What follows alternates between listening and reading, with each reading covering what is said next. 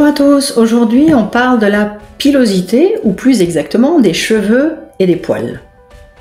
Bon alors j'avoue, ce n'est peut-être pas un thème que vous allez aborder régulièrement avec vos collègues, sans doute encore moins avec vos clients et vos fournisseurs. Quoique, lors d'une rencontre professionnelle, on est souvent amené à parler de tout et de rien, de la pluie et du beau temps, comme on dit en français. Et donc pourquoi pas des cheveux et des poils. Le français a deux mots distincts pour désigner la pilosité. Les cheveux, c'est ce qui pousse spécifiquement sur la tête, ce qu'on utilise spécifiquement pour les humains, pour les gens. Alors que les poils, ça pousse sur tout le corps, aussi bien pour les humains, mais aussi pour les animaux. Voilà, donc en général, le mot cheveux, il est correctement utilisé lorsque l'on parle de ce qui nous pousse sur la tête. En revanche, le même mot est parfois utilisé pour parler des poils, de la barbe, des bras, même ceux des animaux. Et là, encore une fois, mon imagination se met en route et j'ai devant moi souvent des images assez cocasses qui défilent. La prochaine fois que vous abordez le sujet de la barbe de votre client ou que vous parlez de votre animal domestique, pensez à utiliser le mot poil et gardez le mot cheveux pour discuter des coiffures. Et si vous n'avez aucune ambition de parler de vos cheveux, de vos poils, sachez qu'il y a également un bon nombre d'expressions françaises qui reprennent ces deux mots. Je vous propose de les regarder ensemble. La première, c'est « arriver comme un cheveu sur la soupe ». Et qu'est-ce que ça veut dire, arriver comme un cheveu sur la soupe? Ça veut dire arriver à l'improviste, à un moment où personne ne nous attendait. Nous étions en train de préparer la réunion mensuelle quand Christelle est arrivée comme un cheveu sur la soupe pour parler des ventes du premier trimestre.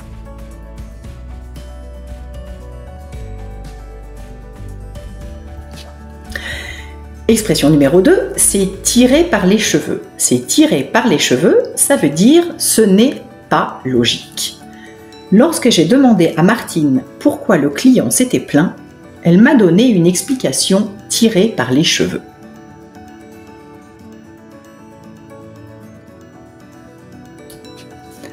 Troisième expression, couper les cheveux en quatre. Couper les cheveux en quatre, ça veut dire se compliquer la vie sans raison.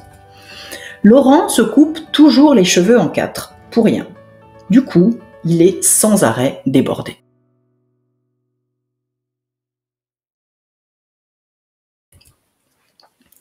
Expression numéro 4, s'arracher les cheveux. Alors, s'arracher les cheveux, je pense que là, c'est un peu plus parlant.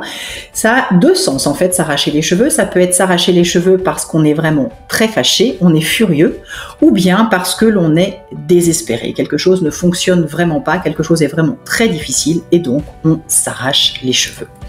Sandra doit s'arracher les cheveux à préparer le séminaire seule.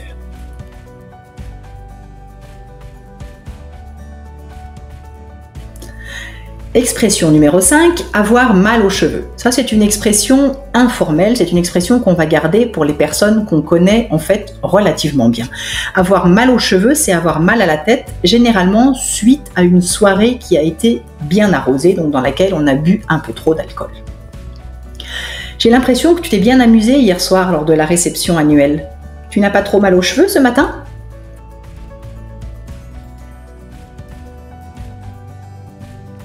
Voilà, passons maintenant aux expressions avec le mot poil. La première, avoir un poil dans la main. Avoir un poil dans la main, ça veut dire être paresseux, être fainéant. Ne compte pas sur Mathieu pour t'aider. Il a un poil dans la main.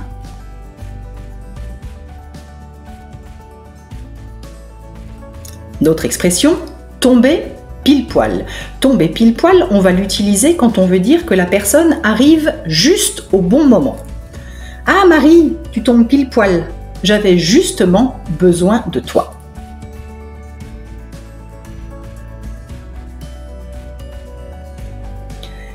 Caresser quelqu'un dans le sens du poil, ça veut dire en fait qu'on va faire des compliments, on va flatter quelqu'un dans le but en fait de l'amadouer. Regardez cette phrase.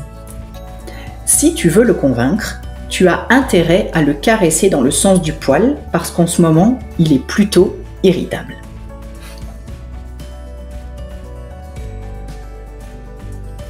Être de mauvais poil, ça veut dire être de mauvaise humeur.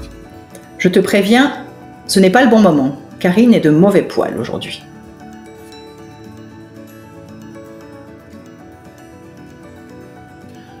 Reprendre du poil de la bête. On va utiliser reprendre du poil de la bête quand on va vouloir dire qu'on reprend des forces, qu'on reprend le dessus par rapport à un moment où c'était difficile ou par rapport à un moment où on a été malade. Alors, comment vas-tu ? Ça va mieux, j'ai eu la grippe la semaine dernière, mais je commence à reprendre du poil de la bête.